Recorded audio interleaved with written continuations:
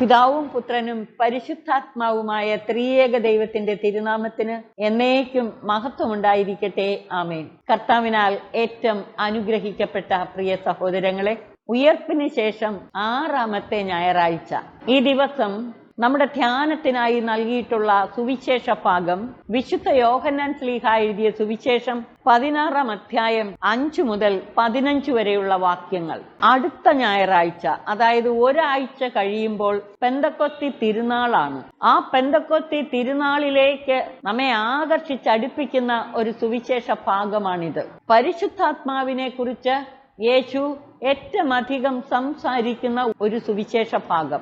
യേശു പറയുകയാണ്, ഇപ്പോൾ ഞാൻ എന്നെ അയച്ചവന്റെ പക്കലേക്ക് പോവുകയാണ്. ഞാൻ ഇതെല്ലാം നിങ്ങളോട് പറഞ്ഞതുകൊണ്ട് നിങ്ങളുടെ ഹൃദയം ദുഃഖപൂരിതമാണ്.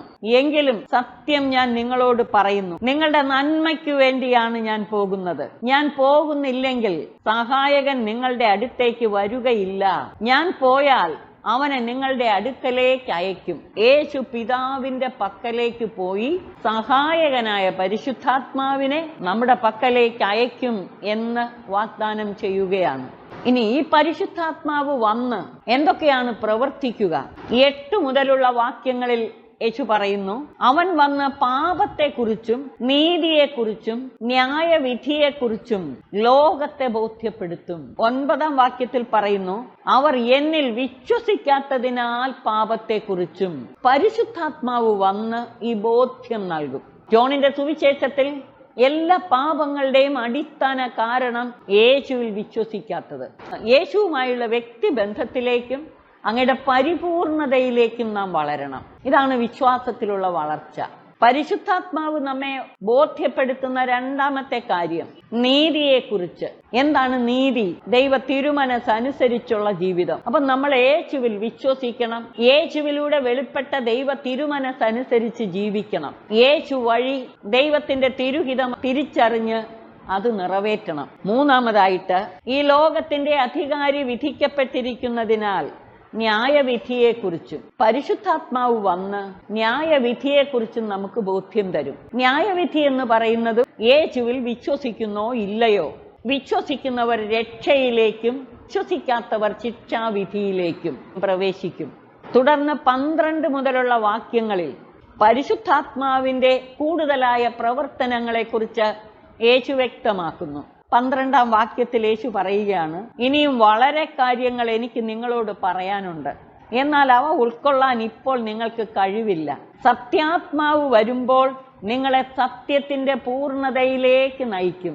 പരിശുദ്ധാത്മാവ് നമ്മിൽ പ്രവർത്തിക്കുന്ന 4ാമത്തെ കാര്യം സത്യത്തിന്റെ പൂർണ്ണതയിലേക്ക് നമ്മെ നയിക്കും എന്ന് പറഞ്ഞാൽ, യേശു ക്രിസ്തുവിലൂടെ നൽകപ്പെട്ട ദൈവിക വെളിപാടിന്റെ പൂർണ്ണതയിലേക്ക് ഈ സത്യാത്മാവ് നമ്മെ നയിക്കും. സത്യാത്മാവ് എന്ന് പറഞ്ഞേക്കുന്നത് യേശുവിലൂടെ നൽകപ്പെടുന്ന പരിശുദ്ധാത്മാവ്. 14-ാം വാക്യത്തിൽ യേശു പറയുന്നു, അവൻ സ്വമേധയായിരിക്കുകയില്ല സംസാരിക്കുന്നത്, അവൻ കേൾക്കുന്നത് മാത്രം സംസാരിക്കുന്നു. വരാനിരിക്കുന്ന കാര്യങ്ങൾ അവൻ നിങ്ങളെ അറിയിക്കും. അവൻ എനിക്കുള്ളവയിൽ നിന്ന് സ്വീകരിച്ച് നിങ്ങളെ അറിയിക്കും. പുത്രനിലൂടെ വെളിപ്പെടുത്തിയ കാര്യങ്ങൾ അവ സ്വീകരിച്ച്, അതാണ് പരിശുദ്ധാത്മാവ് നമ്മെ അറിയിക്കുന്നത്. എനിക്കുള്ളവയിൽ നിന്ന് സ്വീകരിച്ച് നിങ്ങളോട് പ്രഖ്യാപിക്കും. അങ്ങനെ അവൻ എന്നെ മഹത്വപ്പെടുത്തും. ഈ വചനഭാഗത്ത് പറയുന്ന പരിശുദ്ധാത്മാവിന്റെ പ്രവർത്തനങ്ങളിൽ 5ാമത്തെ കാര്യം, പരിശുദ്ധാത്മാവ് പുത്രനെ മഹത്വപ്പെടുത്തും. പരിശുദ്ധാത്മാവ് പുത്രനെ മഹത്വപ്പെടുത്തുന്നത് നമ്മിലൂടെയാണ്. 6ാമതായി ഇവിടെ പറയുന്ന കാര്യം, ദുഃഖം സന്തോഷമാക്കി മാറ്റും ഈ പരിശുദ്ധാത്മാവ്. 16 മുതലുള്ള വാക്യങ്ങളിൽ വളരെ വ്യക്തമായി അത് അവതരിപ്പിക്കുന്നു. പരിശുദ്ധാത്മാവ് ദുഃഖം സന്തോഷമാക്കി മാറ്റും. 25 മുതലുള്ള വാക്യങ്ങളിൽ പറയുന്നതനുസരിച്ച് ലോകത്തിന്റെ മേൽ വിജയം വരിക്കാൻ നമ്മളെ സഹായിക്കുകയും ചെയ്യും. യേശുവിൽ വിശ്വാസമർപ്പിച്ച് സത്യത്തിന്റെ പൂർണ്ണതയിലേക്ക് വളർന്ന് ലോകത്തിന്റെ മേൽ വിജയം വരിക്കാനും. അതോടൊപ്പം 14-ാം അധ്യായത്തിൽ പറഞ്ഞ 3 കാര്യങ്ങളുണ്ട്. പരിശുദ്ധാത്മാവ് വന്നു കഴിയുമ്പോൾ നമ്മെ എല്ലാ കാര്യങ്ങളും പഠിപ്പിക്കും. യേശു പഠിപ്പിച്ച കാര്യങ്ങളെല്ലാം നമ്മളെ ഓർമ്മിപ്പിക്കും. 10ാമതായി നമ്മെ സമാശ്വസിപ്പിക്കും. ആശ്വാസപ്രദനായ പരിശുദ്ധ റൂഹ തമ്പുരാൻ പരിശുദ്ധാത്മാവിനെ കൊണ്ട് നമ്മെ നിറച്ച് നമുക്ക് ആശ്വാസം പകരും. നമ്മെ സമാശ്വസിപ്പിക്കുന്നവനാണ് പരിശുദ്ധാത്മാവ്, ആശ്വാസപ്രദനായ പരിശുദ്ധ റൂഹ. അപ്പൊ പരിശുദ്ധ റൂഹായുടെ 10 പ്രവർത്തനങ്ങളാണ് നാം ഇപ്പോൾ ശ്രവിച്ചത്. ഈ പ്രവർത്തനങ്ങളാണ് നമ്മിൽ ആത്മാവിന്റെ ഫലങ്ങൾ ഉളവാക്കുന്നത്. 9 ഫലങ്ങളുണ്ടല്ലോ. പരിശുദ്ധാത്മാവ് നൽകുന്ന ദാനങ്ങളിലൂടെ ഈ പ്രവൃത്തികൾ നമ്മളിൽ നിറവേറും, അങ്ങനെ ഫലങ്ങൾ ഉളവാക്കും. ഇന്നത്തെ ലേഖന ഭാഗം കൂടെ നമുക്ക് ചിന്തിക്കാം. പൗലോസ് ശ്ലീഹ എഫേസോസുകാർക്ക് എഴുതിയ ലേഖനം 1-ാം അധ്യായം 15 മുതൽ 23 വരെയുള്ള വാക്യങ്ങൾ.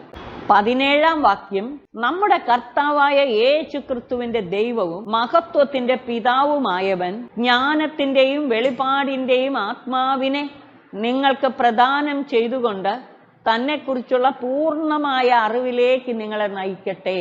അവിടുന്ന് വാഗ്ദാനം ചെയ്തിരിക്കുന്ന ഈ ആത്മാവ് മുഖാന്തരം ദൈവത്തിന്റെ മഹത്വത്തിന്റെ സമൃദ്ധി മനസ്സിലാക്കാൻ നമ്മുടെ ആന്തരിക നയനങ്ങളെ ദൈവം പ്രകാശിപ്പിക്കട്ടെ. അതുവഴി അവന്റെ പ്രാഭവപൂർണമായ പ്രവർത്തനത്തിനനുസൃതമായി വിശ്വാസികളായ നമ്മിലേക്ക് പ്രവഹിക്കുന്ന അവന്റെ അപരിമേയമായ ശക്തിയുടെ മഹനീയത എത്രമാത്രമെന്ന് വ്യക്തമാക്കട്ടെ. ദൈവത്തിന്റെ മഹത്വം ദർശിക്കാൻ തക്കവിധം നമ്മുടെ ആന്തരിക നയനങ്ങളെ പ്രകാശിപ്പിച്ചുകൊണ്ട് യേശുവിലൂടെ ഈ വിശ്വാസികളായ നമ്മിലേക്ക് പ്രവഹിക്കുന്ന ദൈവത്തിന്റെ അപരിമേയ ശക്തിയുടെ മഹനീയത എത്രമാത്രമെന്ന് മനസ്സിലാക്കാൻ നമ്മെ സഹായിക്കട്ടെ എന്ന്. ആ അപരിമേയ ശക്തി എന്ന് പറയുന്നത് പരിശുദ്ധാത്മാവ്. ക്രിസ്തുവിനെ മരിച്ചവരിൽ നിന്ന് ഉയർപ്പിക്കുകയും സ്വർഗത്തിൽ അവിടത്തെ വലതുവശത്ത് ഇരുത്തുകയും ചെയ്തപ്പോൾ അവനിൽ പ്രവർത്തിച്ചത് ഈ ശക്തിയാണ്. ഈ പരിശുദ്ധാത്മാവിന്റെ ശക്തിയാണ് യേശുവിനെ മരിച്ചവരിൽ നിന്ന് ഉയർപ്പിച്ച് പിതാവിന്റെ വലതുഭാഗത്തേക്ക് ഉയർത്തിയത്.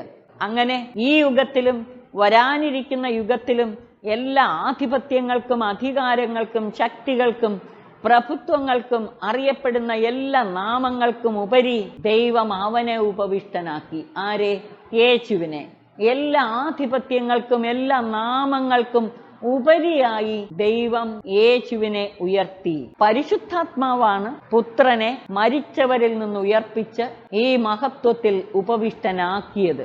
ഇതാണ് 20-ാം വാക്യത്തിൽ പറഞ്ഞത്. ക്രിസ്തുവിനെ മരിച്ചവരിൽ നിന്ന് ഉയർപ്പിക്കുകയും സ്വർഗത്തിൽ അവിടുത്തെ വലതുഭാഗത്ത് ഇരുത്തുകയും ചെയ്തപ്പോൾ അവനിൽ പ്രവർത്തിച്ചത് ഈ ശക്തിയാണ്, ഈ പരിശുദ്ധാത്മാവിന്റെ ശക്തിയാണ്. അങ്ങനെ എല്ലാ ആധിപത്യങ്ങൾക്കും അധികാരങ്ങൾക്കും പ്രഭുത്വങ്ങൾക്കും അറിയപ്പെടുന്ന എല്ലാ നാമങ്ങൾക്കും ഉപരി അവനെ ഉപവിഷ്ടനാക്കി. ഇത് അവന്റെ നാമത്തിനു മുമ്പിൽ സകലരും മുട്ടുകൾ മടക്കാൻ വേണ്ടിയാണ് എന്ന് ഫിലിപ്പിയർക്ക് എഴുതിയ ലേഖനം 2:10 പറഞ്ഞിട്ടുണ്ട്. യെശയ്യാ 45:23 കർത്താവ് ശപഥപൂർവം പറഞ്ഞിട്ടുണ്ട്. അവിടുത്തെ നാമത്തിനു മുമ്പിൽ സകലരും മുട്ടുകൾ മടക്കും, സകല നാവുകളും ഏറ്റുപറയും.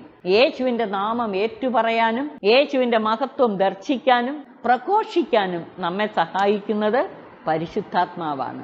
22-ാം വാക്യം, അവിടുന്ന് എല്ലാ വസ്തുക്കളെയും അവന്റെ പാദങ്ങൾക്ക് കീഴിലാക്കുകയും എല്ലാറ്റിനും മുകളിൽ അവനെ സഭയ്ക്ക് തലവനായി നിയമിക്കുകയും ചെയ്തു. അപ്പൊ യേശുവിനെ പൂർണ്ണമായി ദർശിക്കണമെങ്കിൽ നമ്മൾ സഭയോട് ചേർന്ന് നിൽക്കണം. 1 കൊരിന്ത്യോസ് 2-ാം അധ്യായത്തിൽ പറയുന്നു, പരിശുദ്ധാത്മാവ് മുഖേന നമുക്ക് ദൈവത്തിന്റെ നിഗൂഢ രഹസ്യങ്ങൾ പോലും ആരാഞ്ഞറിയാമെന്ന്. മനുഷ്യാത്മാവിന്റെ ഏറ്റവും വലിയ ആഗ്രഹം ഈ ദൈവത്തെ ദർശിക്കുക, അവനെ പൂർണ്ണമായി അറിയുക എന്നതാണ്. ഈ പൂർണ്ണമായ അറിവിലേക്ക്, സത്യത്തിന്റെ പൂർണ്ണതയിലേക്ക് നമ്മെ നയിക്കുന്നത് പരിശുദ്ധാത്മാവായ ദൈവമാണ്. അതുകൊണ്ട് പരിശുദ്ധാത്മാവായ ദൈവത്തിന്റെ പ്രവൃത്തികൾ എന്തൊക്കെയെന്ന് മനസ്സിലാക്കിക്കൊണ്ട് സഹായകനായ പരിശുദ്ധാത്മാവിന്റെ ദാനങ്ങൾ സ്വീകരിച്ച് ഫലങ്ങൾ പുറപ്പെടുവിക്കുന്നവരായി നാം വളരണം. അങ്ങനെ യേശു ക്രിസ്തുവിന്റെ സർവസമ്പൂർണതയാൽ പൂരിതരാകാൻ നമുക്ക് സാധിക്കും. പിതാവായ ദൈവം പരിശുദ്ധാത്മാവ് മുഖാന്തരം ദൈവത്വത്തിന്റെ സർവസമ്പൂർണതയും ദർശിക്കാൻ നമ്മുടെ ആന്തരിക നയനങ്ങളെ തുറന്നു തരും. പരിശുദ്ധാത്മാവിന്റെ ഈ പ്രവർത്തനങ്ങളും എല്ലാ നൽവരങ്ങളും നിറഞ്ഞ ഒരു ജീവിതം നയിച്ചുകൊണ്ട് നവമായ ഒരു പെന്തക്കോസ്തി അനുഭവത്തിലേക്ക് കർത്താവ് നമ്മെ നയിക്കാനും നമ്മിലൂടെ ലോകത്തെ നവീകരിച്ച് ദൈവ ചൈതന്യത്താൽ നിറയ്ക്കാനും നമുക്ക് പ്രാർത്ഥിക്കാം. കാത്തിരിപ്പിൻ്റെ ഈ ദിനങ്ങളിൽ നമുക്കൊരുമിച്ച് പ്രാർത്ഥിച്ച് കാത്തിരുന്ന് ഈ ദൈവാത്മ ചൈതന്യത്താൽ പൂരിതരാകാം. നവീകരണത്തിൻ്റെ ഒരു ജീവിതപാതയിലൂടെ നമുക്ക് മുന്നേറാം. സർവശക്തൻ അതിനായി നാം ഏവരെയും അനുഗ്രഹിച്ച് ആശീർവദിക്കട്ടെ. പിതാവിനും പുത്രനും പരിശുദ്ധാത്മാവിനും സ്തുതി, ആദിമുതൽ എന്നേക്കും. ആമേൻ.